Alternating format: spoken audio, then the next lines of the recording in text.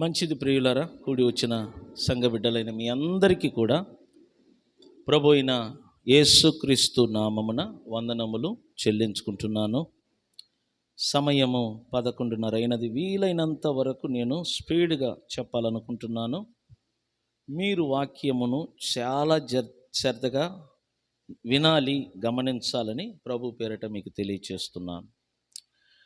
చూడండి, మనమందరము బైబిల్ ప్రకారంగా సంఘము ఎత్తబడే కాలములో నివాసము చేస్తున్నాం. ఈ భూమిలో చాలా విలువైనది సంఘము. సంఘము అనగా క్రీస్తు తన స్వరక్తమిచ్చి కొనిన ప్రజలు. క్రీస్తు తన స్వరక్తమిచ్చి ప్రజలను కొన్నాడంట. ఆ కొనబడిన ప్రజలే సంఘముగా పిలవబడుతున్నారు.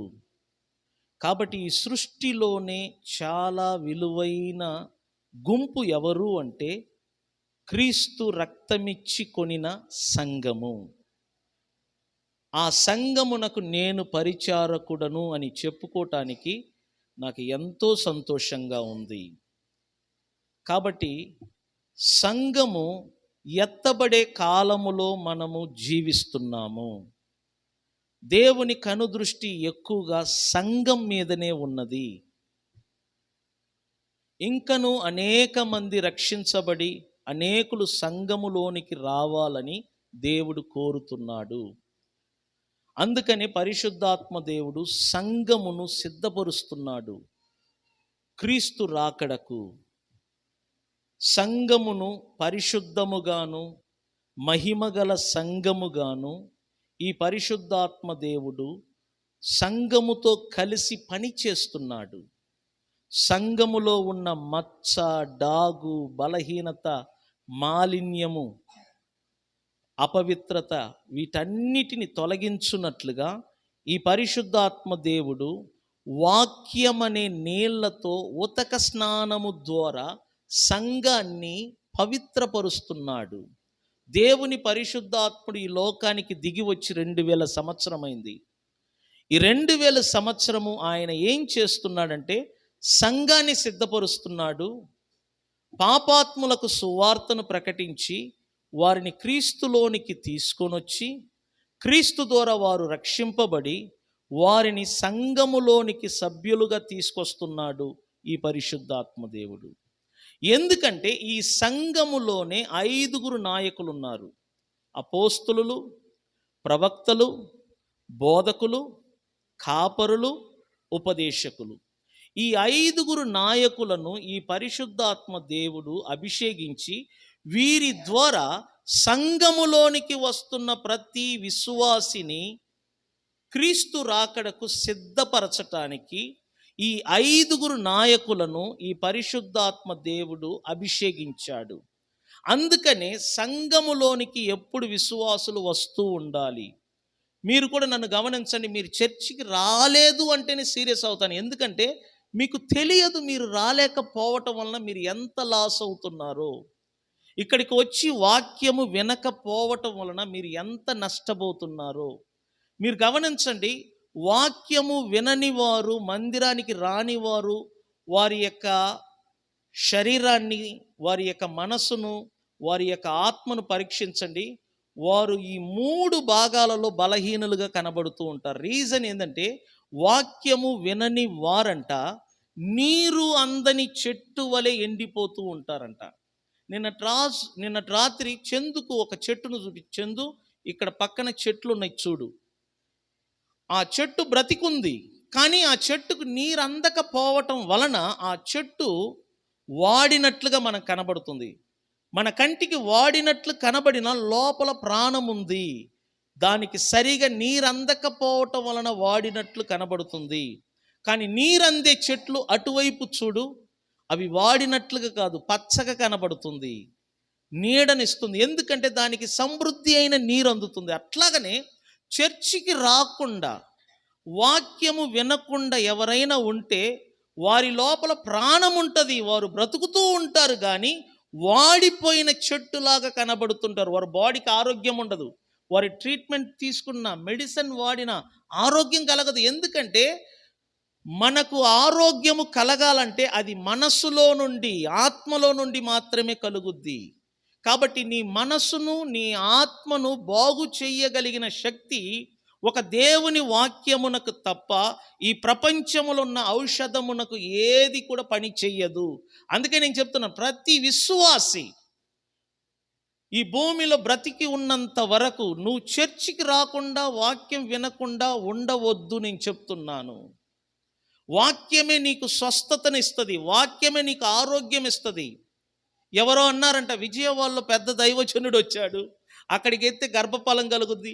విజయవాడలో కాదు, అమెరికాలో కాదు, ఉన్న చోట నువ్వు వాక్యాన్ని వినకుండా ఎక్కడికి వెళ్ళినా దేవుని వలన నీకు మేలు జరగదు. బైబిల్ ఏమంటుంది తెలిసిన? ధర్మశాస్త్రము వినని వాని ప్రార్థన దేవుడు అంట విననొల్లడు. నేను చెప్తున్నాను, 1,00,000 మంది విశ్వాసి కలిగిన పాస్టర్ కాడికి వెళ్ళినా నీకు మేలు జరగదు. ఎందుకంటే ఆ 1,00,000 మంది పాస్టర్ కూడా ఈ ప్రసంగమును, ఈ వాక్యాన్ని చెప్తున్నాడు. నేను ఇందులో నుంచే చెప్తున్నా. నువ్వు నాకు లోబడినప్పుడు నువ్వు అక్కడికి ఎలా లోబడగలవు? దేవుడంట నీకు నీ నమ్మకాన్ని బట్టి ఎక్కడ నుండైనా నీకు అద్భుతాలు చేస్తాడు. నువ్వు రక్షించబడి, నువ్వు బాప్టిషన్ తీసుకుని నీ చర్చికి నువ్వు నమ్మకంగా రాని వాడికి ఈ సృష్టిలో నువ్వు ఎక్కడికి వెళ్ళినా మంచిది జరగదు. గుర్తుపెట్టుకోండి. కాబట్టి నువ్వు రక్షించబడ్డ ఆ స్థలానికి రావాలి, ఆ వాక్యం కొరకు రావాలి. ఈరోజు దేవుడు ఏ వాక్యము ద్వారా నాతో మాట్లాడబోతున్నాడు? ఈరోజు దేవుడు ఏ వాక్యము ద్వారా నన్ను హెచ్చరిక చేయబోతున్నాడు? ఈరోజు దేవుడు ఏ వాక్యము ద్వారా నా కుటుంబానికి వాగ్దానం చేయబోతున్నాడు? ఈరోజు దేవుడు నేను చేయవలసిన పనులు ఏంటో వాటిని వాక్యము ద్వారా చూపిస్తాడా? అలాంటి ఆతురత కలిగి, ఆశ కలిగి, ఒక చంటి బిడ్డ తల్లి దగ్గర పసిపాల కొరకు ఎలా వేగిరపడుతుందో రక్షించబడిన మనము కూడా పాలలాగానే వాక్యమును భుజించుటకు, త్రాగుటకు వేగిరపడుతూ మందిరానికి రావాలి. నువ్వు చూడు, వాక్యం వింటున్న కొలది నీలో మార్పు వస్తుంది. నువ్వు వాక్యం వింటున్న కొలది నీలో భయము పడుతుంది. ఈ భయం అంట నువ్వు చేసే తప్పులు, నువ్వు చేసే పొరపాట్లు చీ అని విడిచిపెట్టాలన్న మనసు కలుగుద్ది. నువ్వు రోజు వాక్యం విను, నీ తప్పులన్నీ కూడా నువ్వు విడిచిపెడతావు. నువ్వు రోజు వాక్యం వినటం మాను. నువ్వు ఎంత ఘోరమైన తప్పు చేసినా నీ దృష్టికి, నీ మనస్సాక్షికి ఎలా ఉంటుందంటే, నేనేం తప్పు చేశాను. ఎందుకంటే నీ మనస్సాక్షి అంట మొద్దుబారిన మనస్సాక్షిగా మారిపోతుందంట. అందుకే నేను చెప్తున్నాను, వాక్యం వినండి. ఎవరు దేవుని నోట నుండి వచ్చే వాక్యం మీద దృష్టి పెడతారో వారు పూర్తిగా మారిపోతారంట.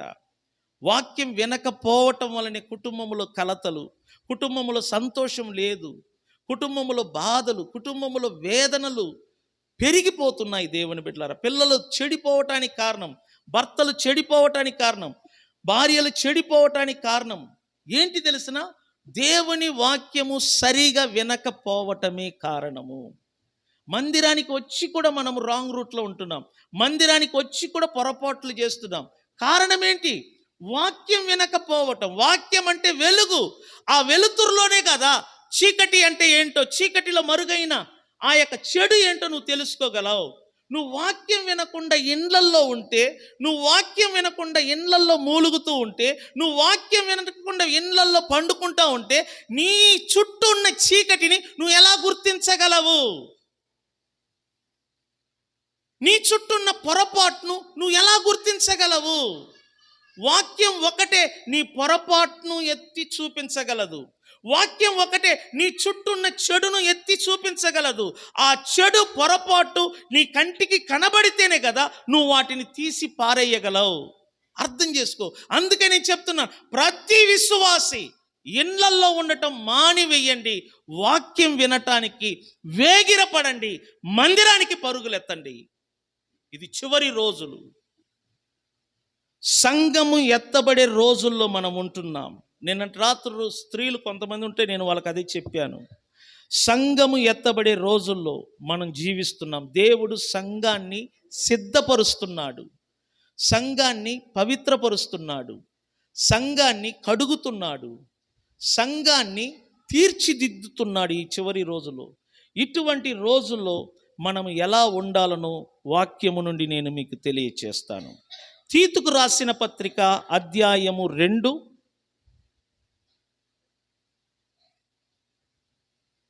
11 నుండి 14 వరకు. తీతుకు రాసిన పత్రికలో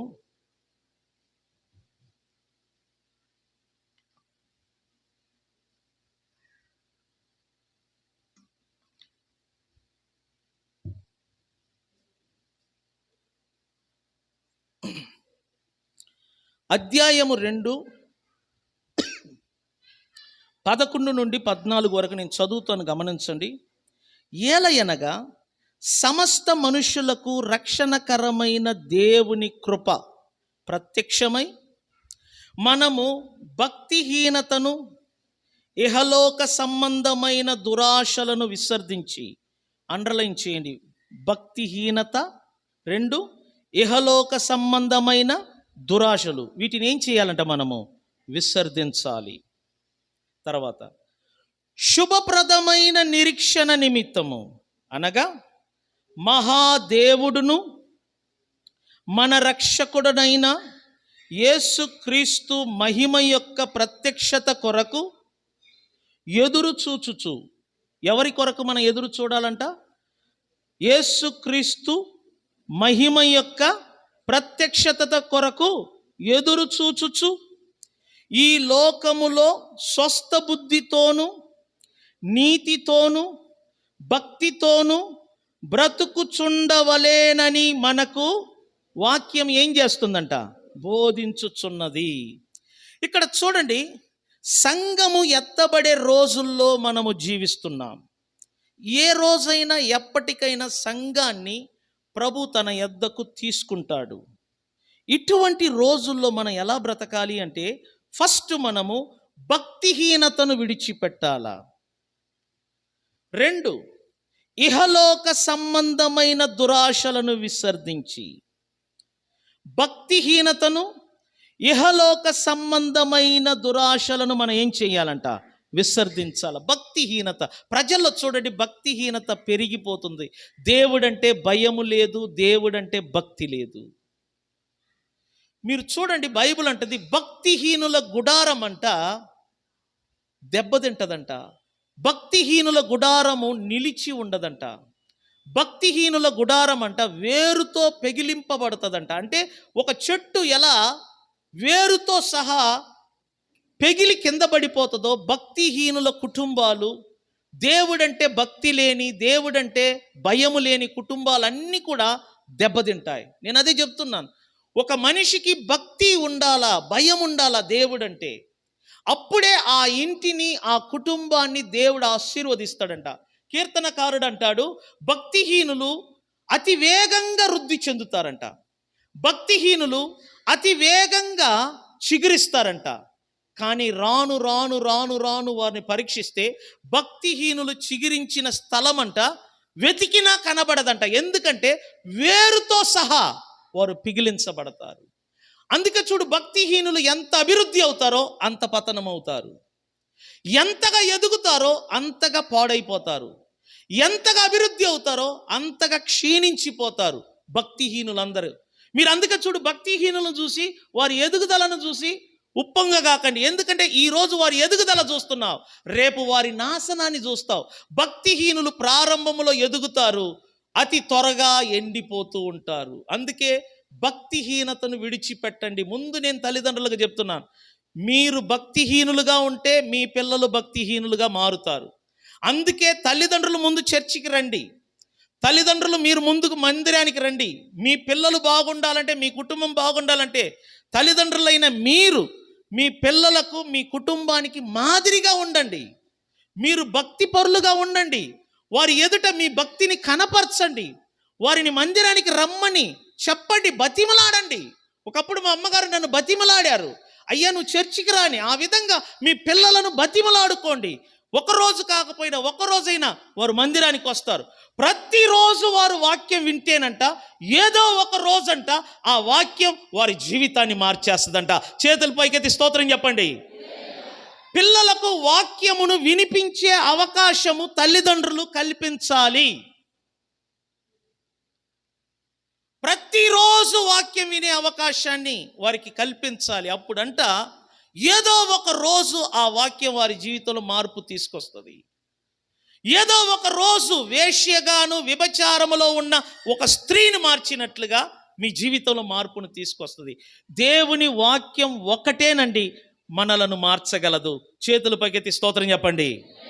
అందువలన వాక్యం వినటానికి ప్రతిరోజు భక్తి కలిగి మందిరానికి నడవండి. ప్రతిరోజు మీ కుటుంబములో బైబిల్ చదవండి.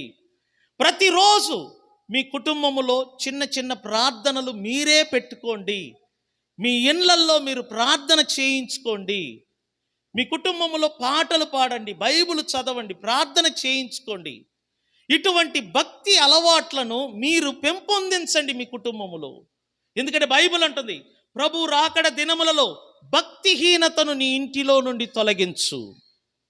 రెండవదిగా ఇహలోక సంబంధమైన దురాశ. ఏంటంటే చెప్పండి, మాట్లాడండి. ఏంటంటే చెప్పండి. ఇహలోక సంబంధమైన దురాశను మనం ఏం చెయ్యాలా? విసర్జించాలా. దురాశ, లోకము మీద మనకున్న దురాశ. గుర్తుపెట్టుకోండి, దేవుడు మనలను ఈ లోకములోనికి ఒక కారణముతో, ఒక ఉద్దేశముతో పంపాడు. ఈ లోకములో ఉన్నప్పుడు మనం ఎక్కువగా క్రీస్తును గూర్చి తెలుసుకోవాలి, క్రీస్తును సంపాదించుకోవాలి. క్రీస్తులో మరుగైన ఆశీర్వాదములు, క్రీస్తులో మరుగైన దీవెనలు మనం సంపాదించుకోవాలి. క్రీస్తును సంపాదించుకోవటానికే దేవుడు నిన్ను నన్ను ఈ భూలోకములో పుట్టించాడు. అంతేగాని లోకములో ఉన్న వాటిని సంపాదించటానికి కాదు. ఒకవేళ నువ్వు సంపాదించినా వీటిలో నువ్వు తీసుకెళ్ళటానికి నీకు అనుమతి ఉండదు. వీటిని అనుభవించటానికే తప్ప, వీటిని తినటానికే తప్ప ఈ లోకములో ఉన్న వాటిలో నుండి రవ్వంతా తీసుకొని వెళ్ళే అవకాశం దేవుడు మనకివ్వలేదు. అందువలన వీటి మీద కాకుండా క్రీస్తును గురించి తెలుసుకో, క్రీస్తును సంపాదించుకో, క్రీస్తు ఎవరో తెలుసుకో.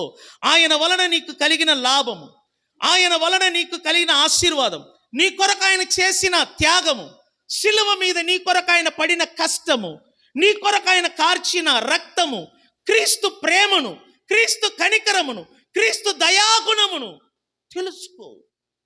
నీకు ఇంపార్టెంట్ క్రీస్తు. క్రీస్తు ఒక్కడే నీతో యుగయుగములు ఉంటాడు. ఎందుకంటే ఆయన తన స్వరక్తమిచ్చి నిన్ను కొన్నాడు. నిన్ను కొనటానికి తన స్వరక్తమును ధారపోశాడు. రక్తము అంటే ప్రాణమంట. తన ప్రాణమును ధారపోసి నిన్ను సొంతం చేసుకున్నాడు. నిజమైన స్నేహితుడు ప్రాణం పెడతాడు. క్రీస్తు నిన్ను ప్రేమించాడు గనుక, నీకు నిజమైన స్నేహితుడుగా ఉన్నాడు గనుక నీ కొరకు తన ప్రాణమును శిలువ మీద ధారపోశాడు. ఎందుకు తెలిసిన? క్రీస్తు ప్రేమ నిజమైనది. ఆయన ప్రేమను తెలుసుకోకుండా లేచినప్పటి నుంచి రాత్రి పడకకు పోయేంత వరకు ఈ లోకములో ఉన్న వాటిని ఆశించి వాటిని సంపాదించటానికి కాలమంతటా, సమయమంతటా, నీ సంవత్సరాలు, నీ ఆయుష్కాలమంతా వృధా చేసుకుంటున్నావు. వీటన్నిటికంటే క్రీస్తు ఖరీదైన వాడు, విలువైన వాడు. అందుకని బైబిల్ అంటుంది, లోకం మీద ప్రేమను పెట్టవద్దు. 1 యోహాను పత్రికలో చూడండి, దైవజనుడైన యోహాను గారు ఇలా చెప్తున్నాడు. 2వ అధ్యాయము 15, 16, 17లో, ఈ లోకమునైనను లోకములో ఉన్న వాటినైనను ప్రేమింపకుడి. 1 యోహాను రాసిన పత్రిక అధ్యాయము 2, 15, 16, 17. అక్కడ వాక్యం ఏముంటుందో చూడండి. ఈ లోకమైనను లోకములో ఉన్న వాటినైనను ఏం చెయ్యవద్దంట? ప్రేమింపకుడి. ఎవడైనను లోకమును ప్రేమించిన ఎడల వానిలో ఎవరి ప్రేమ ఉండదంట? వానిలో తండ్రి ప్రేమ ఉండదు. లోకములో ఉన్నదంతయు అనగా శరీరాశ్రయు, నేత్రాశయు, జీవపు డంబము తండ్రి వలన పుట్టినవి కావు, అవి లోక సంబంధమైనవే.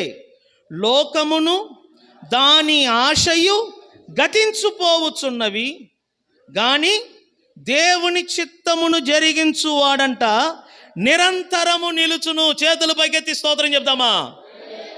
సంగమ, బైబిల్లో క్లియర్గా ఉంది, లోకములో ఉన్న వాటిని ప్రేమింపకుడి.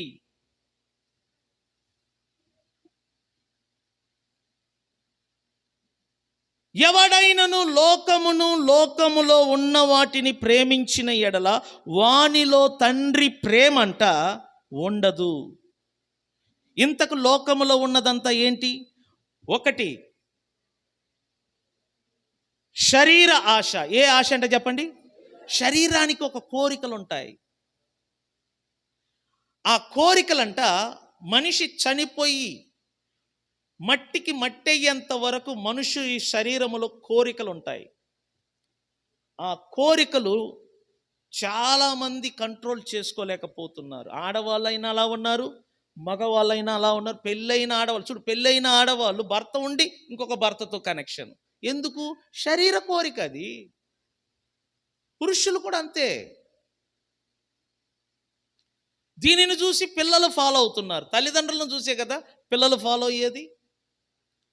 శరీరానికంట కోరికలు ఉంటాయంట. ఎంతవరకు ఉంటుంది? చచ్చిపోయేంత వరకు. నేను అప్పుడప్పుడు చెప్తూ ఉంటాను, ఒక ముసలాయన కొన్ని నెలలు ఉపవాసం ఉన్నాడు. ఎందుకని విలేకరులు వచ్చి అడిగితే అప్పుడు ఆయన అన్నాడంట, నాకు ఇప్పుడు 70 సంవత్సరం అండి, ఈ 70 సంవత్సరములో నా శరీరములో కోరికలు తగ్గటము లేదు. ఈ వయసులో ఈ కోరిక నాకు తగదు, నాకు తెలుసు. కానీ ఈ వయసులో ఈ కోరిక నాకు వస్తుంది, నేను కంట్రోల్ చేసుకోలేకపోతున్నాను. అందుకోసము ఈ వయసులో ఈ కోరిక ఉంటే మంచిది కాదని నా శరీరాన్ని నేనే ఉపవాసముతో ఏం చేసుకుంటున్నాను? నలగగొట్టుకు. ఇదే మాట పౌలు కూడా అన్నాడు, ఉపవాసము చేత నా శరీరాన్ని నేను కంట్రోల్ తెచ్చుకుంటున్నాను. దాని అర్థం ఏంటంటే, నీ శరీరాన్ని నువ్వు కంట్రోల్ తెచ్చుకోకపోతే నీ శరీరంలో కోరికలు ఉంటాయి, పెళ్ళైనా పెళ్ళి కాకపోయినా. మగైనా ఆడైనా ప్రతి ఒక్కరి శరీరములో కోరికలు ఉంటాయి. ఎందుకంటే నీ శరీరాన్ని నువ్వు కంట్రోల్ చేసుకోలేకపోతున్నావు. నీ శరీరాన్ని సరిగా కంట్రోల్ చేసుకోకపోతే కోరిక విపరీతంగా పెరుగుద్ది. అప్పుడు కంట్రోల్ తప్పుతుంది. అప్పుడు ఈ విషయం బట్టబయలవుతుంది. అప్పుడు ఈ ఊర్లో నీకున్నంత చెడ్డ పేరు ఎవరికి ఉండదు. ఒక వయస్సుకు మించినప్పుడు మనము కంట్రోల్లో రావాలి. కొన్నిటిని మనం కంట్రోల్ తెచ్చుకోవాలి. వాక్యము ద్వారా కంట్రోల్ తెచ్చుకోవాలి, ఆత్మ ద్వారా కంట్రోల్ తెచ్చుకోవాలి, ప్రార్థనల ద్వారా కంట్రోల్ తెచ్చుకోవాలి, మనల్ని మనము కంట్రోల్ తెచ్చుకోవాలి. ఎందుకంటే శరీరానికి కోరికలు విపరీతంగా ఉంటాయంట, వయస్సుతో పని లేదు. అందుకే బైబిల్ అంటుంది శరీర ఆశ. ఈ లోకములో ఉన్నదంతయు శరీరాశ. రెండోది ఏంటంటే చెప్పండి, నేత్రాశ. అంటే చూసినవన్నీ కోరుకుంటుందంట, కావాల్సినవన్నీ సొంతం చేయాలని ఆశపడుతుంది కళ్ళు. నీ కళ్ళు వెలుగుగా ఉంటేనంట చెప్పండి, నీ శరీరం అంతా ఎలా ఉంటుందంట? వెలుగుగా. కాబట్టి నువ్వు చూస్తున్న దృశ్యాలు, నువ్వు చూస్తున్న వీడియోలు, నువ్వు చూస్తున్న సినిమాలు, నువ్వు చూస్తున్న టీవీలు, నువ్వు చూస్తున్న ప్రోగ్రామ్స్, ఇవన్నీ నీ శరీరం మీద ప్రభావితం చేస్తుంది. అందుకే బైబిల్ అంటుంది నేత్రాశ చాలా డేంజర్ అండి. నేను చెప్తున్నాను, పిల్లలు మనం టీవీ ఇప్పుడు సెల్ ఫోన్ పెట్టుకొని చూస్తూ ఉంటాం. మీరు అందులో ఖచ్చితంగా బోలెడు చెడు ప్రోగ్రామ్, బోలెడు చెడు వీడియోలు చూసే ఉంటారు.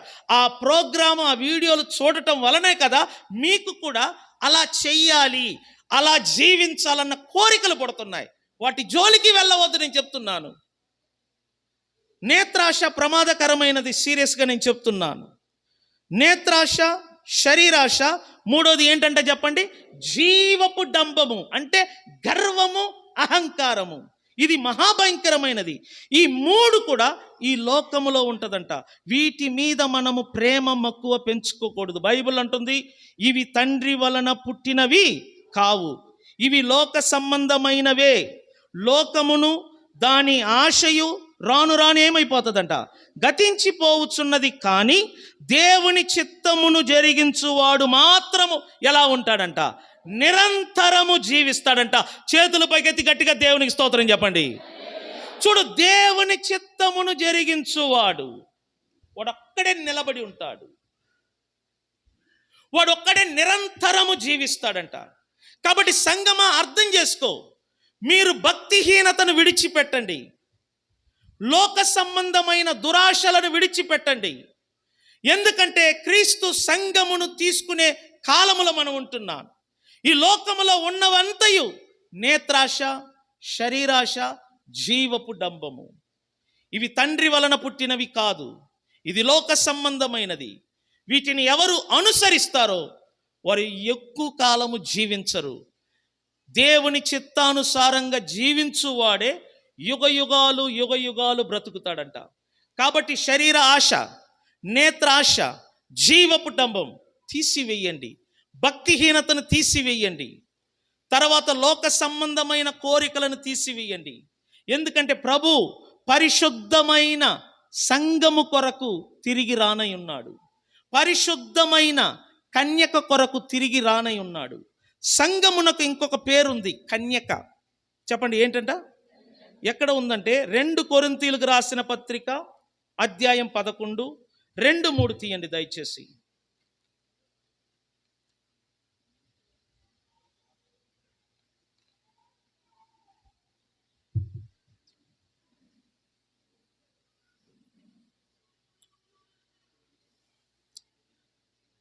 రెండు కొరింథీయులకు రాసిన పత్రిక అధ్యాయము 11, 2, 3 వాక్యములు.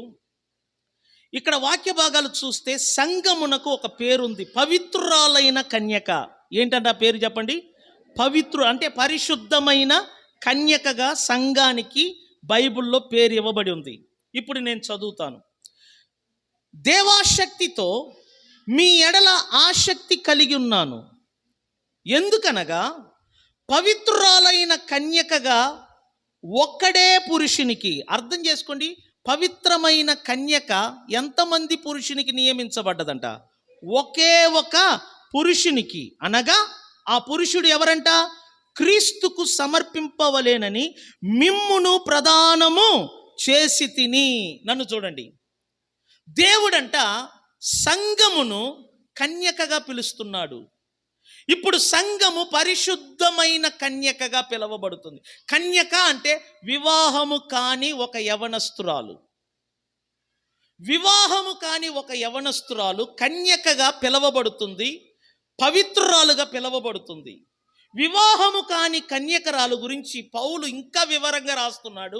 ఆయన ఏమంటున్నాడంటే, వివాహము కాని యవనస్తులంట ప్రభువును ఎలా సంతోష పెట్టాలనో, ప్రభువుకి ఇష్టంగా ఎలా జీవించాలనో ఆ ఆశ కలిగి ఉండాలంటే. వివాహము, ఆడపిల్ల నన్ను చూడండి, వివాహము కాని ఆడపిల్లలు ఎప్పుడైనా ప్రభువుని ఎలా సంతోష పెట్టాలి, ప్రభు కొరకు ఎలా జీవించాలి, ఈ మనసు మీరు కలిగి ఉండాలా. అదేవిధంగా సంఘము కూడా వివాహము కాని ఒక పవిత్రురాలైన కన్యకగా పిలువబడుతుంది. సంఘము ఈరోజు ఒక కన్యకగాను పవిత్రురాలుగా పిలువబడుతుంది. కనుక సంఘము కూడా ప్రభువుని ఎలా సంతోష పెట్టాలి, ప్రభువుకి ఎలా ఇష్టలుగా జీవించాలి, ఈ మనసు మనమందరం కలిగి ఉండాలి. ప్రభువుని ఎలా సంతోష పెట్టాలి, ప్రభువుకు ఎలా ఇష్టలుగా జీవించాలి, ఈ మనసును మనం కలిగి ఉండాలి. ఎందుకంటే మనము ప్రభు కొరకు ప్రదానము చేయబడ్డాం. ప్రదానం అంటే నిశ్చయాదార్థము, నిశ్చయము చేయబడ్డాం. మనమందరము ప్రభు కొరకు నిశ్చయించబడ్డాం. ఆయన మనకు భర్తగా రాబోతున్నాడు, మనకు పవిత్రమైన పురుషుడు ఆయన. రానున్న రోజుల్లో మనకును యేసుకును వివాహము జరగబోతుంది. ఇప్పుడు మనము కన్యకగాను సంఘముగా పిలువబడుతున్నాం.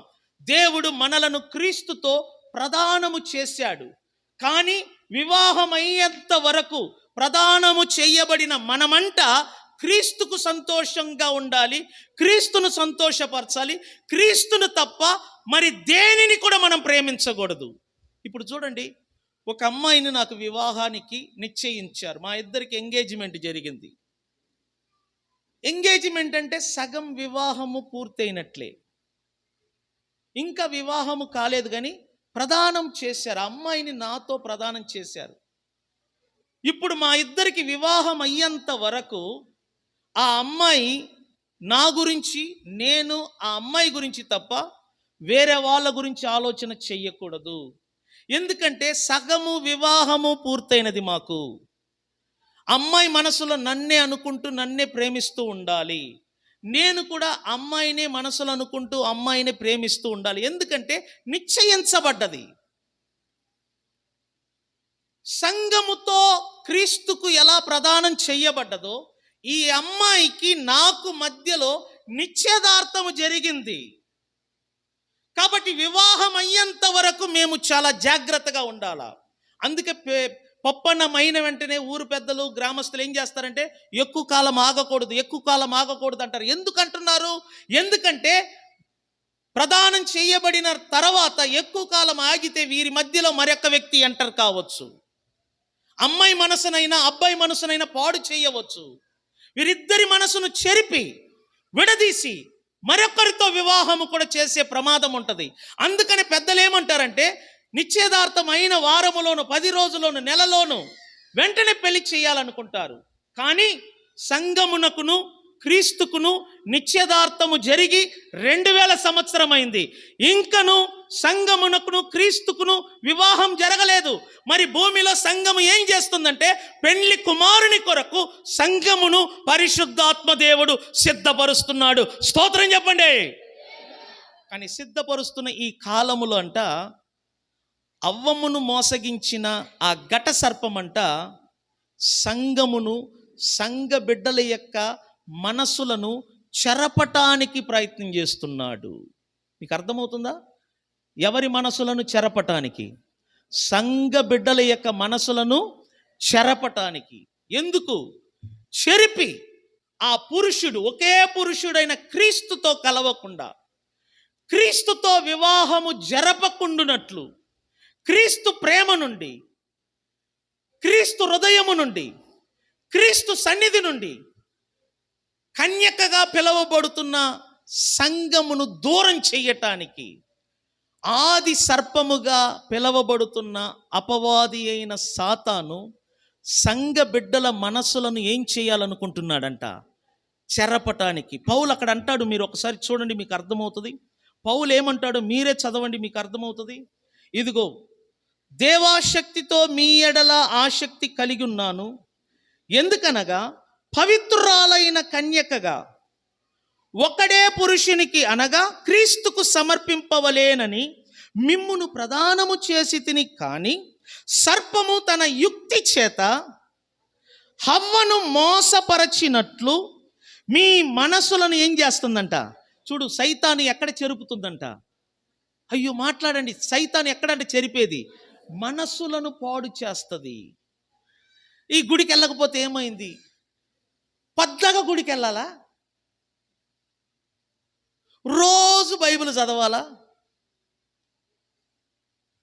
మొన్నగా పోయొచ్చు, ఈరోజు ఆగొచ్చు కదా. పద్దాగా కానుకలు ఇవ్వాలా? పద్దాగా దశమ భాగాలు ఇవ్వాలా? మేము ఇవ్వకపోతే మేము బాగలేమా? నేను సీరియస్గా చెప్తున్నాను, మీ మనసులను అపవాది అయిన సాతాను చెరుపుతున్నాడు ఇతరుల నోటి మాటల ద్వారా. వాడు పని నీ మనస్సులను చెరపటం, మీ ఆలోచనలను, మీ తలంపులను చెరపటము. దీని వలన మీరేమవుతున్నారో ఒకసారి చూడండి. వాడు చెరపటం వలన క్రీస్తు ఎడలనున్న సరళత్వము నుండి, పవిత్రత నుండి ఎట్లయినను మీరేమవుతున్నారంట? తొలగిపోతారండి. చాలామంది చూడు, క్రీస్తు నుండి తొలగిపోతున్నారు. క్రీస్తు యొక్క సరళత్వము నుండి, క్రీస్తు యొక్క పవిత్రత నుండి, క్రీస్తు యొక్క ప్రేమ నుండి, క్రీస్తు యొక్క అభిషేకము నుండి, క్రీస్తు యొక్క ఆశీర్వాదము నుండి, క్రీస్తు యొక్క స్వస్థత నుండి విశ్వాసులు తొలగిపోతున్నారు. అందుకు పౌలు అంటున్నాడు, నేను మీ విషయమై ఏమగుచున్నాను, భయపడుతున్నాను. నిజంగానే చెప్తున్నాను, సంఘ బిడ్డలారా, మీరు సంపాదిస్తున్న సంపాదన, బంగారము మీ కుటుంబాలను కాపాడదు. ఇవన్నీ షోకేస్ బొమ్మలాగా వేసుకోవటమే. మీరు అనుకుంటారు, వామ్మ ఎన్ని తగిలించుకుంటే మేము డెవలప్మెంట్ అయింది. డెవలప్మెంట్ అయింది నువ్వు తగిలించుకునే దానిని బట్టి కాదు. ఇక్కడ నెమ్మది, సమాధానము, ప్రశాంతతను బట్టే నువ్వు డెవలప్మెంట్ అయ్యావా లేదా అనేది నేను చెప్పగలను. కుటుంబంలో నెమ్మది లేదు, పిల్లలు సరిగా లేదు, భర్తతో మంచి సంబంధం లేదు. ఒక కుటుంబం అంట పిల్లలతో సమాధానం ఉండదు, భర్తతో మాటలు ఉండదు. అసలు అది కుటుంబమే అంటారా? ఎంతమంది భార్యలు నీ భర్తతో నువ్వు మాట్లాడుతున్నావు? నీ భర్తకు నీకు మాట ఉందా? నీ భర్తతో కూర్చొని భోజనము చేస్తున్నావా? పోనీ నీ భర్తకు నువ్వు కూర వండిస్తున్నావా? నీ భర్తకు నీ చేతులారా అన్నం పెట్టావా? ఎంతమంది మనస్సాక్షి మీద చేతులు పెట్టని భార్యాభర్తలు కూర్చొని మాట్లాడుతున్నారు, భార్యాభర్తలు కూర్చొని భోజనం చేస్తున్నారు. ఎంతమంది నీ పిల్లలు నీ మాటకు లోబడుతున్నారు? చిన్న విషయానికి నీ పిల్లలు నీ సలహాలు అడుగుతున్నారా? నిన్ను అడిగి చేస్తున్నారా? నీకు లోబడుతున్నారా? తల్లిదండ్రులుగా నీకు విలువ ఇస్తున్నారా? ఇవన్నీ లేకపోతే నువ్వు వేసుకున్న బంగారం పెంట నా దృష్టిలో. ఎందుకు నీ కుటుంబం? నీ భర్తతో సమాధానం లేదు, నీ పిల్లలకు సఖ్యత లేనప్పుడు నువ్వు ఎలా బ్రతుకుతున్నావు? అది ఒక కుటుంబమేనా? అర్థం చేసుకో. దాన్ని కుటుంబం అంటారు. కుటుంబం అంటే ఏంటి? భార్య, భర్త, పిల్లలు కదా. ఈ కుటుంబం ఐక్యత ఉంటేనే కదా దాన్ని కుటుంబం అంటారు. ఇవన్నీ లేకుండా బయట షోయింగు, బయట మేకప్, బయట బాగున్నట్టుగా నవ్వు. ఎందుకు ఆ రెండు నటన జీవితం? ఎందుకు ఇలా జరుగుతుంది? మనము సరిగా లేము. ఇక్కడ భక్తిహీనత. దేవుడంటే భయము లేదు, దేవుడంటే భక్తి లేదు, దేవుని వాక్యం లోపల లేదు. మనం నటిస్తున్నాం బాగున్నట్లుగా. సైతాను మన మనసులను చెరుపుతున్నాడు. ఎందుకంటే బయట సహవాసము అటువంటి వారే. వారితో చేరటం వలన అపవాది మన మనసులను చెరుపుతున్నాడు. కాబట్టి క్రీస్తు పవిత్రత నుండి, క్రీస్తు సరళత్వము నుండి, క్రీస్తు సమాధానము నుండి, క్రీస్తు ప్రేమ నుండి మనము తొలగిపోతున్నాం. క్రీస్తు కొరకు ప్రదానము చేయబడిన ఆ కన్యక తొలగిపోతే ఆ పెళ్లి కుమారుడు ఎంత బాధపడతాడో ఒక్కసారి ఆలోచన చెయ్యండి. చిన్నప్పుడు మా ఊర్లో జరిగిన సంఘటన నాకు ఎప్పటికీ గుర్తు. పెళ్ళైనది ఈరోజే, పెళ్ళైన రోజే వాళ్ళకి శోభనం నిశ్చయించారు. శోభనము గదిలోకి అబ్బాయి వెళ్ళగానే అమ్మాయి కనబడలేదు. అమ్మాయి ఏమైంది, అమ్మాయి ఏమైందని వెతుకుతున్నారు. తర్వాత తెలిసింది అమ్మాయి వేరొక అబ్బాయితో పారిపోయింది. అబ్బాయి ఇంటి వాళ్ళు చాలా పరువు ప్రతిష్టత కలిగిన ఒక కుటుంబం. అందువలన ఆ వీధిలో ఉన్న వాళ్ళందరూ ఆరిపోసుకుంటున్నప్పుడు అబ్బాయి తట్టుకోలేకపోయాడు. మందు దాగి సూసైడ్ చేసుకొని చనిపోయారు. విచారిస్తే పెళ్లికి ముందే ఆ అమ్మాయి మరొక వ్యక్తితో అక్రమ సంబంధం కలిగి ఉంది. మరి పెళ్లికి ముందే చెప్పొచ్చు కదా. పెళ్లికి ముందు చెప్పలేదు, కానీ ప్రదానం చేసుకున్నది. అంటే ఎంగేజ్మెంట్ జరిగింది, పప్పనం జరిగింది. ఆ అమ్మాయిని ఎలాగైనా దూరం చేయటానికి ఆ అమ్మాయి మనసును చెరిపాడు. చివరికి శోభనము గదిలో నుండి పారిపోయినది. ఎంత బాధకరము. పౌలు భయపడుతున్నాడు సంఘమును చూసి. సంఘమా, నాకు భయము కలుగుతున్నది. ఎందుకంటే నేను మిమ్మలను పురుషునికి, క్రీస్తు అనే పురుషునికి ప్రదానము చేసి తిని, కానీ ఆ హవ్వమును మోసగించిన ఆది ఘట సర్పము మీ మనస్సును చెరిపి క్రీస్తు పవిత్రత నుండి, క్రీస్తు యొక్క సరళత్వములో నుండి మిమ్మలను తొలగించునేమోనని నేను మీ నిమిత్తమై ఇక్కడ ఏమగుచున్నాను, భయపడుచున్నాను. విశ్వాసులు వాక్యం వినకపోతే మీ పరిస్థితి కూడా అలాగనే ఉంటుంది. వాక్యం వినకపోతే అపవాది అయిన సాతాను మీ మనసులను చెరుపుతాడు. మీరు క్రీస్తు నుండి దూరం అవుతారు, క్రీస్తు ప్రేమ నుండి దూరం అవుతారు, క్రీస్తు కృప నుండి దూరం అవుతారు, క్రీస్తు సరళత్వం నుండి దూరం అవుతారు. మీరు క్రీస్తుకు దూరం అయితే నరకానికి దగ్గరవుతారు. నేను ఒక పుస్తకం చదివానండి, వినండి జాగ్రత్తగా. వివాహానికి ముందు ఒక అబ్బాయికి అమ్మాయికి నిశ్చయదార్థం జరిగింది. ఆ రోజు నుండి అమ్మాయి అబ్బాయిని అతిగా ప్రేమించడం ప్రారంభమైంది. అబ్బాయి కూడా అమ్మాయిని ఎంతో ఇష్టంగా ప్రేమించాడు. ఈ అబ్బాయి పని ఏంటంటే మిలిటరీలో పని చేస్తున్నాడు. నిశ్చయదార్థం అయిన తర్వాత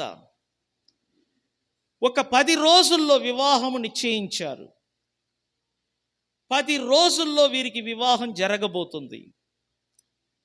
కానీ అమ్మాయి మనసులో అబ్బాయి హృదయము, అమ్మాయి హృదయంలో ఒకరి మనసులో ఒకరు నిండుకుని ఉన్నారు. ఒకరిని ఒకరు పూర్తిగా ఇష్టపడ్డారు. అనుకోకుండా సెంట్రల్ గవర్నమెంట్ నుంచి ఒక టెలిగ్రామ్ వచ్చింది.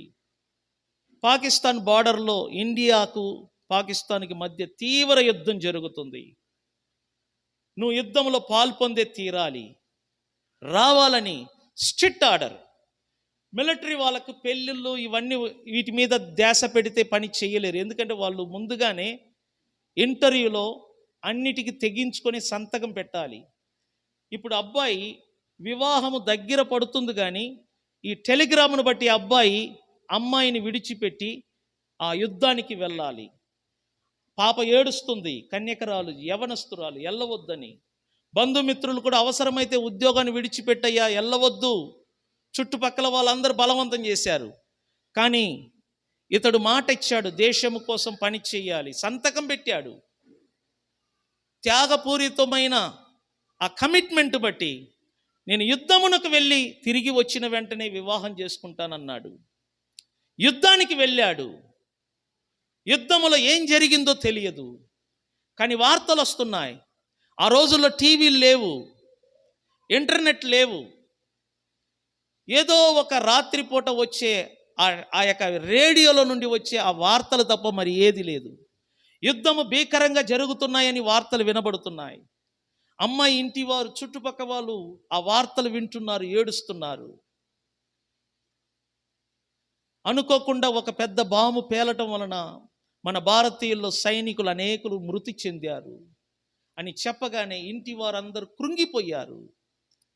కానీ అందులో ఎవరెవరు చనిపోయారో లెక్క తెలియలేదు. ఎందుకంటే ఇప్పుడున్నంత స్పీడ్ ఆ రోజుల్లో లేదు. కాబట్టి న్యూస్ వెంటనే రాలేకపోయింది. నెల అయింది, 2 నెలలు అయింది, 3 నెలలు అయింది, వివాహం ఆగిపోయింది.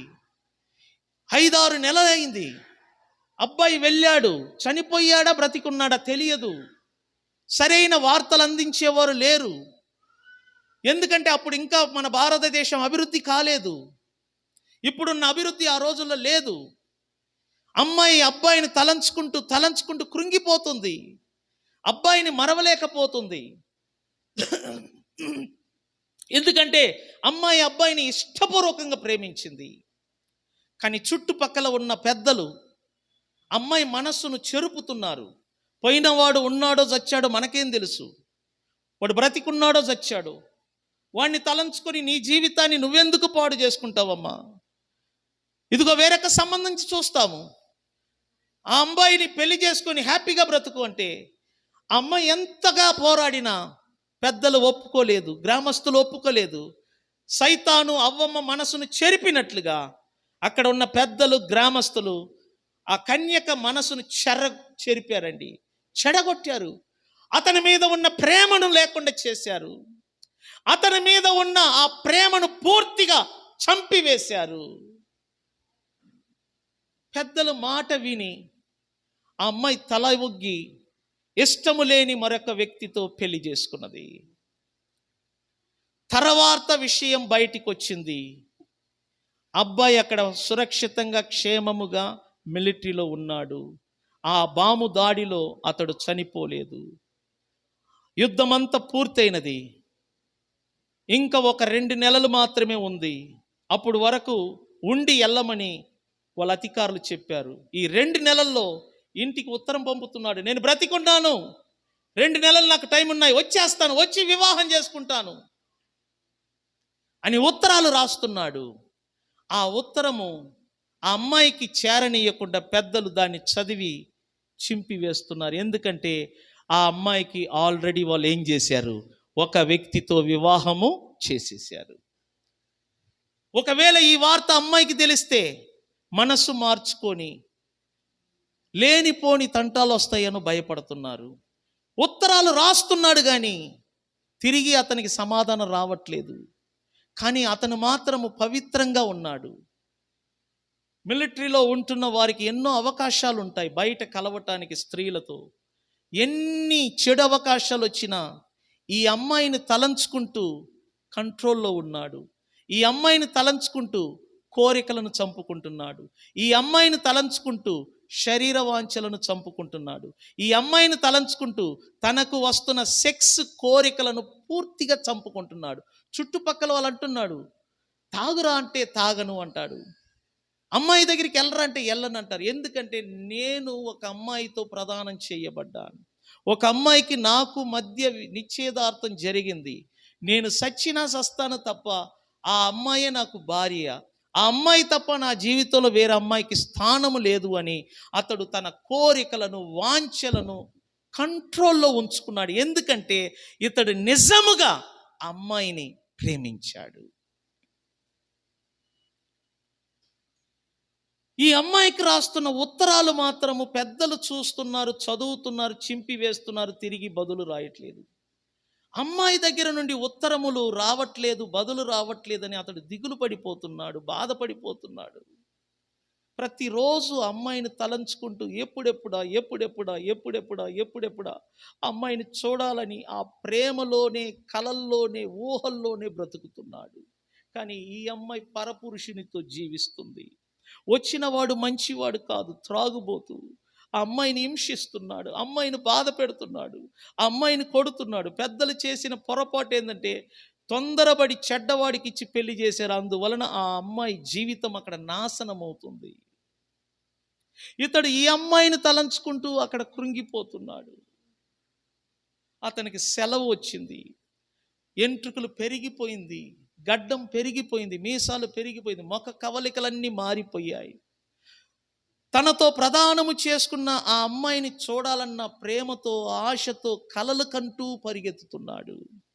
అమ్మాయి కోసం విలువైన వస్తువులు, విలువైన ప్రేమ కానుకలు కొని పరుగులెత్తుతున్నాడు. తన తోటి మిలిటరీ వాళ్ళందరూ కూడా శుభాకాంక్షలు చెప్తున్నారు, వివాహము కలుగును గాక, నీ మ్యారేజ్ బాగు జరగాలని మిలిటరీ తోటి సహోదరులందరూ కూడా శుభాకాంక్షలు చెప్పి రైలు ఎక్కించారు. పరిగెత్తుకొని వచ్చి చూస్తే ఇంటి వాతావరణం మారిపోయి ఉన్నది, పరిస్థితులు మారిపోయి ఉన్నాయి. ఆ అమ్మాయి ఏ ఇంట్లో ఉన్నదో ఆ ఇంటికి పోయి చూస్తే ఎవరు కనబడటం లేదు. ఇతన్ని చూసి ఎవరు గుర్తుపట్టలేకపోతున్నారు. ఎందుకంటే గడ్డం పెరిగింది, ఎంటుకలు పెరిగింది, అవతారం మారింది. చుట్టుపక్కల వాళ్ళని అడుగుతున్నాడు, ఏమైంది ఏమైందంటే ఎవరు మాట్లాడట్లేదు. తీరా పోయి ఆ అమ్మాయి ఏ ఇంట్లో ఉన్నదో ఆ ఇంటి తలుపును తడుతుంటే ఆ ఇంటి లోపల ఆ అమ్మాయితో పాటు పరాయి పురుషుని చూశాడు. చూడగానే గుండె పగిలి నలిగి ఏడ్చాడు. విషయాన్ని అడిగి తెలుసుకున్నాడు. నువ్వు చనిపోయావని ఆ అమ్మాయిని వేరబ్బాయికి ఇచ్చి పెళ్లి చేశారు. వాడు త్రాగుబోతు, వాడి వలన అమ్మాయి నరకం అనుభవిస్తుంది. నేనుదా ఉత్తరాలు పంపాను కదా, నేను చనిపోలేదు, నేను బ్రతికే ఉన్నానని ఉత్తరములు, నా ప్రేమ కానుకలు అన్నీ పంపాను కదా. అలా పంపినప్పుడు మీరు ఎలా అనుకుంటారు నేను చనిపోయానని? అప్పుడు పెద్దలు అన్నారు, అప్పటికే ఆ అమ్మాయికి వివాహమైనది, అందువలన వాటిని మేమే చించి వేశాం. మరి నేను ఆ అమ్మాయి కొరకు నా జీవితాన్ని త్యాగం చేశాను కదా. నేను అమ్మాయిని తలంచుకుంటూ ఎన్నో అవకాశాలు వచ్చినా నేను కంట్రోల్లో ఉన్నాను కదా. నేను కంట్రోల్లో ఉన్నట్లుగా మీరెందుకు ఉండలేకపోయారు? నా ప్రేమను ఎందుకు అర్థం చేసుకోలేకపోయారు? నేను ఆమెను ప్రేమించాను, నేను మనస్ఫూర్తిగా ప్రేమించాను. నేను ఆమె కొరకు కొన్ని నెలలు ఎదురు చూశాను. నేను తిరిగి ఆమెను వివాహం చేసుకొని నేనుండు స్థలములలో తాను ఉండులాగన తీసుకెళ్ళటానికి వస్తే మీరు ఆమె మనస్సును ఎలా చెరిపారు, ఆమె జీవితాన్ని ఎలా పాడు చేశారని ఎంత నిలేసి అడిగినా ఎవరు మాట్లాడలేదు. ఇప్పుడు బలి అయింది ఎవరు తెలుసునా? ఆ అమ్మాయి జీవితం. ఎందుకంటే చెడ్డవాడు. సంగమా, అర్థం చేసుకో. క్రీస్తు నీ కొరకు ఎదురు చూస్తున్నాడు తిరిగి రావటానికి. ఆ యవనస్తుడులాగా నీ కోసం ప్రేమ ఉత్తరాలు పంపుతున్నాడు పాస్టర్ల ద్వారా, వాక్య ఉపదేశముల ద్వారా. కానీ నీ చుట్టూ ఉన్న పెద్దలు, కులస్తులు, సంప్రదాయాలు, ఆచారాలు, ఈ లోకములో ఉన్న మూలపాఠాలు నీ మనసును ఏం చేస్తుందంట? చెరుపుతుందంట. క్రీస్తు కొరకు ఎదురు చూడవద్దు. ఆయన రాడు, ఆయన రాడు. లోక ఆశలు ఇంపార్టెంట్, లోకములో ఉన్నది ఇంపార్టెంట్. ఈ లోక ఆచారాలు, లోకములో ఉన్న మూలపాటలు, నువ్వు నేర్చుకున్నది, నువ్వు పెరిగిన వాతావరణం, నీ పెద్దలు, నీ కులస్తులు, నీ తోటి సహోదరులు, సహోదరులు, నువ్వు ప్రేమిస్తున్న స్నేహితులు నీ మనస్సును చెరుపుతున్నారు అపవాది ద్వారా. క్రీస్తు మీద నీకున్న ప్రేమ, క్రీస్తు మీద నీకున్న అభిమానము తొలగిపోనట్లుగా నీ చుట్టూన్న వారే, యేసు అందుకన్నాడు, నీ ఇంటి వారే నీకు శత్రువు అంట. క్రీస్తు మీద ప్రేమ లేకుండా వీరు నిన్ను దూరం చేస్తున్నారు. పోని వీరు నిన్ను దూరం చేసి మంచివాడి చేతికి అప్పగిస్తున్నాడా? లేదు, అపవాది అయిన సాతాను చేతికి అప్పగిస్తున్నాడు. వాడి గురించి బైబిల్ ఏమంటుంది? వచ్చువాడు దేనికి వస్తాడు? దొంగిలించుటకును, నాశనం చేయుటకును, హత్య చేయుటకును వచ్చును గాని మరి దేనికి వాడు రాడంట. అటువంటి దుర్మార్గుడికి నిన్ను దగ్గర చెయ్యాలనుకుంటున్నాడు సాతాను. అందుకే నేను చెప్తున్నాను, క్రీస్తు రాకడ దినములలో భక్తిహీనతను విడిచిపెట్టి ఇహలోక సంబంధమైన కోరికలను, వాంఛలను విడిచిపెట్టి బైబిల్లో పౌలు అన్నట్లుగా నేను చెప్పి ముగిస్తున్నాను. చూడండి ఆయన ఏమంటున్నాడు చివరిగా ఒకసారి చూడండి. తీతుకు రాసిన పత్రికలో ఆఖరి మాట నేను చెప్తున్నాను, 13వ వాక్యము, 2వ అధ్యాయం. తీతుకు రాసిన 2వ పత్రికలో 11 నుంచి 14 చదువుతున్నా. అందులో 13 నుంచి, అనగా మహాదేవుడును మన రక్షకుడైన క్రీస్తు మహిమ యొక్క ప్రత్యక్షత కొరకు మనం ఏం చెయ్యాలంట? ఎదురు చూచుచు ఈ లోకములో స్వస్థత బుద్ధితోనూ నీతితోనూ భక్తితోనూ బ్రతుకచుండవలేనని మనకు వాక్యము బోధించుచున్నది. ఆయన సమస్తమైన దుర్నీతి నుండి మనల్ని ఏం చేశాడంట? విమోక్షించి సత్క్రియల యందు ఆసక్తి గల ప్రజలను తన కోసరము పవిత్రపరచుకొని తన సొత్తుగా చేసుకొనుటకు క్రీస్తు మన కొరకు సిలువ మీద తన్ను తాను ఏం చేసుకున్నాడు? చెప్పండి, ఏం చేసుకున్నాడు? అర్పించుకున్నాడు. కాబట్టి ఆయన రాకడ కొరకు మనం ఎదురు చూస్తూ ఎలా బతకాలంట ఈ లోకములో తెలిసిన? అక్కడ 13వ వాక్యములో చూడండి, ఈ లోకములో మనము స్వస్థ బుద్ధితోనూ నీతితోనూ భక్తితోనూ బ్రతుకచుండవలెను. చెప్పండి, ఏ బుద్ధితో మనం బ్రతుకుచుండవలెను? 1 స్వస్థ అంటే ఏంటి? బాగుపడిన మనసు అంట. 2 నీతి అంట. 3 భక్తి. స్వస్థ బుద్ధితోనూ నీతితోనూ భక్తితోనూ క్రీస్తు రాకడ కొరకు ఎదురు చూస్తూ మనము బ్రతుకుచుండవలెను. స్వస్థ బుద్ధి అంటే బాగుపడిన మనసు. పక్కనోళ్ళు నీ మనసును పాడు నేను నిజం చెప్తున్నాను, ఒక విశ్వాసి ఇంకొక విశ్వాసి వలన పాడవుతారు. మందిరానికి వస్తున్న ఒక స్త్రీ మందిరానికి రాని స్త్రీ వలన పాడవుతారు. మందిరానికి వస్తున్న పురుషుడు మందిరానికి రాని పురుషుల వలన పాడవుతారు. వీళ్ళ పని ఏంటంటే నీ మనసులను ఏం చేస్తారంట? చెరుపుతారు.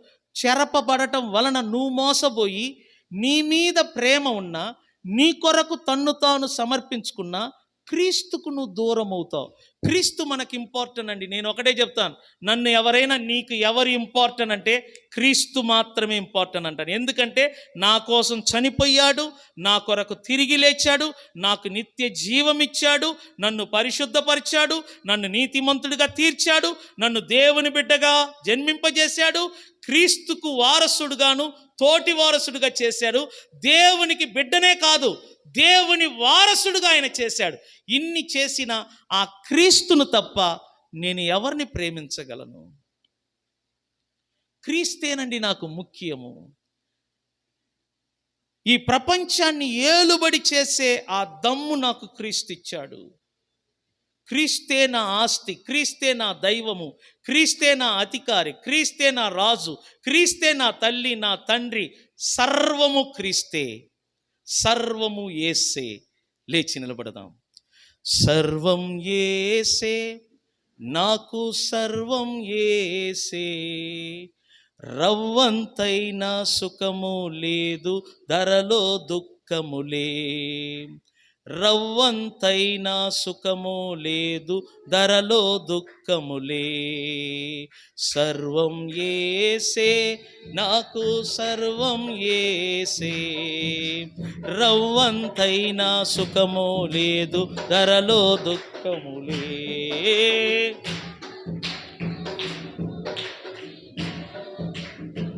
ఆదియు సంపాదన ఆదరణైను ఆయనే,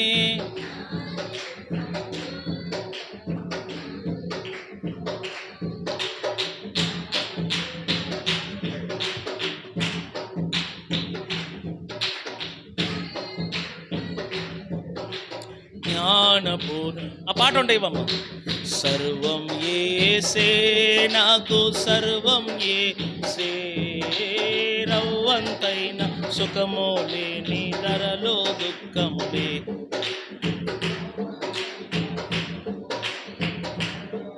తల్లియు తండ్రియు, తల్లియో తండ్రియో, బంధువు స్నేహితుడు, తల్లియో తండ్రియో, బంధువు స్నేహితుడు, సంతోష సమస్తమెల్ల సంపూర్ణ భాగ్యము, సంతోష సమస్తమెల్ల సంపూర్ణ భాగ్యము, సర్వం యేసే, నాకు సర్వం యేసే, రవ్వంతైన సుఖము లేని, ధరలో దుఃఖములే, రవ్వంతైన సుఖము లేని, ధరలో దుఃఖములు. చింతలం దారణ కంటిలోని జ్యోతియో, చింతలం దారణ కంటిలోని జ్యోతియో, కష్టవ్యాధి పడకలందు చేతనున్న ఔషధం, కష్టవ్యాధి పడకలందు చేతనున్న ఔషధం, సర్వం యేసే, నాకు సర్వం యేసే, రవ్వంతైన సుఖము లేని, రవ్వంతైన సుఖము లేని, ధరలో దుఃఖము. రాకపోకలందు నాకు బోధకుడు ప్రియ తండ్రియో, రాకపోకలందు నాకు బోధకుడు ప్రియ తండ్రియో, ఆదరించు నాదు ప్రియ మిత్రుడు నా ప్రభువు, ఆదరించు నాదు ప్రియ మిత్రుడు నా ప్రభు. అందరూ సర్వం యేసే, నాకు సర్వం యేసే, రవ్వంతైన సుఖము లేని, ధరలో దుఃఖములే, రవ్వంతైన సుఖము లేని, ధరలో దుఃఖము. నిజంగానే క్రీస్తు మనకు సర్వమని నేను చెప్తున్నాను. క్రీస్తు వాల్యూ నీకు తెలియాలంటే బైబుల్ రోజు చదువు. బైబుల్ని రోజు చదివే వాళ్ళంట క్రీస్తును గూర్చిన విలువ తెలుసుకుంటారంట. క్రీస్తును గూర్చిన విలువ ఒక్కసారి నువ్వు తెలుసుకుంటే, ప్రధానమంత్రి కూర్చున్న సీటు నీకు ఉచితంగా వచ్చి కూర్చోమన్నా చీ జానేదేవ్ అంటావు. ఎందుకంటే అంతకన్నా గొప్పవాడు క్రీస్తు. స్తోత్రం చెప్దామా? ఎందుకంటే మనుషులందరూ కూడా బుడగ నీటి లాంటి వారు, క్షణములో నుండి చితికిపోతారు. క్రీస్తు మనుషుల వంటి వాడు కాదు. బైబిల్లో రాయబడి ఉంది, ఆయనంట యుగ యుగములు, యుగ యుగములు, తరతరములు ఆయన రాజ్యం అంట యుగ యుగాలు ఉంటాయంట. చేతులు పైకట్టి గట్టిగా స్తోత్రం చెప్పండి. కాబట్టి క్రీస్తు విలువను తెలుసుకోటానికే దేవుడు నిన్ను నన్ను ఈ భూలోకములో పుట్టించాడు. గుర్తుపెట్టుకో. ఎందుకు ఈ భూలోకములో మనం పుట్టాం? మా పిల్లలకు అదే చెప్తున్నాను. మీరు బీటెక్, నెలకు 10 లక్షలు, నెలకు ప్యాకేజీ, కోట్లు వేస్ట్. ఏంటి 3 కోట్లు? మాకు 2000 కోట్లు ఉంది. నువ్వు తినేది ఇంతే,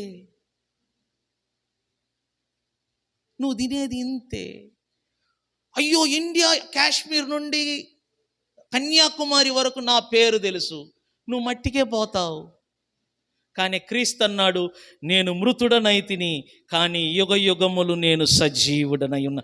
ఏ నరుడైనా చనిపోయినవాడు ఆ మాట అన్నాడా? ఒక్క క్రీస్తు తప్ప. అందుకే నేను చెప్తున్నాను, పిల్లలు, క్రీస్తును తెలుసుకుంటే మీ లైఫ్ చేంజ్ అవుతుంది. క్రీస్తుకు మీ జీవితాన్ని సమర్పించుకుంటే మీ లైఫ్ చేంజ్ అవుతుంది.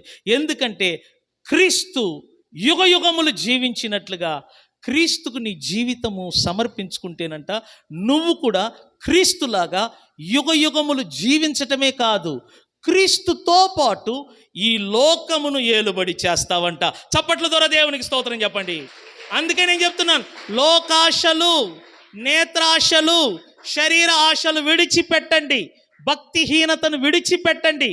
లోకం మీద కోరికలు విడిచిపెట్టండి. స్వస్థ బుద్ధి కలిగి, నీతి కలిగి, భక్తి కలిగి మన రక్షకుడును మహాదేవుడైన ఆ యేసు ప్రభు రాకడ కొరకు ఎదురు చూస్తూ గడపండి. ఆయన నీ కొరకు ప్రాణం పెట్టాడు, రక్తం కార్చాడు, కేవలము నిన్ను ప్రేమించి నీ కొరకు తన్ను తాను సమర్పించుకున్నాడు. ఆయన నీ కొరకు తిరిగి రానయ్యున్నాడు. తిరిగి రానయ్యున్న ఈ రోజుల్లో నువ్వు పవిత్రంగా ఉండాలా. యవనస్తులు, పిల్లలు, సంఘస్థులు, మీరు పవిత్రంగా ఉండాలా. ఆ యవనస్తుడు వచ్చినప్పుడు ఆ స్త్రీ పరపురుషునితో ఉన్నట్లుగా మనము లోకముతోనూ సాతానుతోనూ ఉండకూడదు. నిన్ను నువ్వు పవిత్రంగా ఉంచుకో. నేను చెప్తున్నా, నీ కుటుంబాన్ని పవిత్రంగా ఉంచుకో. ప్రభు నీ కొరకు రానై ఉన్నాడు. పవిత్రమైన సంఘము కొరకు రానై ఉన్నాడు. నీలో ఉన్న చిక్కులు పెట్టే పాపమును విడిచిపెట్టు. నీలో ఉన్న అపవిత్రతను, నీలో ఉన్న మచ్చ డాగును విడిచిపెట్టు. ఒకవేళ ఈ రోజు వరకు నువ్వు చేసిన ద్రోహాలు, పాపాలు గుర్తుకొస్తే విడిచిపెట్టి క్రీస్తు వైపు తిరుగు. ఆయన కనికరము గల దేవుడు నిన్ను క్షమిస్తాడు, నిన్ను పరిశుద్ధపరుస్తాడని తెలియచేస్తూ ఈ వాక్య భాగాన్ని ముగిస్తున్నాను. దేవుడు నీతో మాట్లాడాడని మీరు నిజంగా నమ్మినట్లయితే 2 చేతులు పైకెత్తి స్వరమెత్తి ప్రార్థన చేయండి. కొద్ది క్షణం ఎవరు మౌనంగా ఉండవద్దు ప్రభు సన్నిధిలో. నీవు చేసిన ఉపకారములకు నేనేమి చెల్లింతును? నీవు చేసిన ఉపకారములకు నేనేమి చెల్లింతును? ఏడాది దూడలనా, వేలాది పొట్టేలనా, ఏడాది దూడలనా, వేలాది పొట్టేలనా, నీవు చేసిన ఉపకారములకు నేనేమి చెల్లింతును? నీవు చేసిన ఉపకారములకు నేనేమి చెల్లింతును? వేలాది నదులంత విస్తార తైలము నీకిచ్చిన చాలునా? వేలాది నదులంత విస్తార తైలము నీకిచ్చిన చాలునా? గర్భఫలమైన నా జ్యేష్ఠ పుత్రుని నీకిచ్చిన చాలునా? గర్భఫలమైన నా జ్యేష్ఠ పుత్రుని నీకిచ్చిన చాలునా? ఏడాది దూడలనా, వేలాది పొట్టే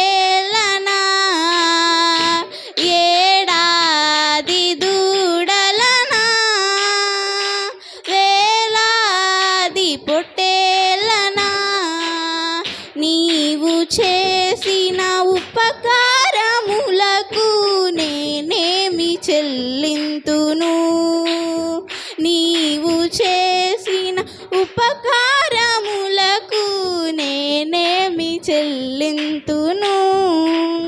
హల్లెలూయా. ఆఖరి ప్రార్థన. తండ్రి నీకు వందనాలు, స్తోత్రం. కూడి వచ్చిన సంఘముతో మీరు మాట్లాడినందుకు స్తోత్రం. తండ్రి నీ కుమారుని రాకడలో సంఘము ఎలా ఉండాలి, ఏ విధంగా ఉండాలని మీరు మాట్లాడినందుకు స్తోత్రములు.